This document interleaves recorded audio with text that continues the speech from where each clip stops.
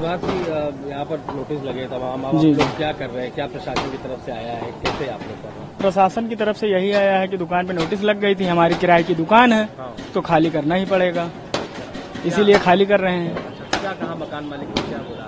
मकान मालिक ने बोला कि दुकान खाली कर लीजिए, जो होगा बाद में देखा जाएगा, बाद में अगर दुकान बचेगी तो फिर रख लेना। इसीलिए हम लोग दुकान खाली कर रहे हैं, घर पे ले जा रहे हैं सामान। किस चीज की दुकान है? इलेक्ट्रॉनिक की दुकान थी हमारी। दिक्कत हो रही है? दिक्कत तो होती ही है अचानक फिर क्या करें। तो लगता है कि बुलडोजर जो है लग तो रहा है, सिचुएशन यही कह रही है।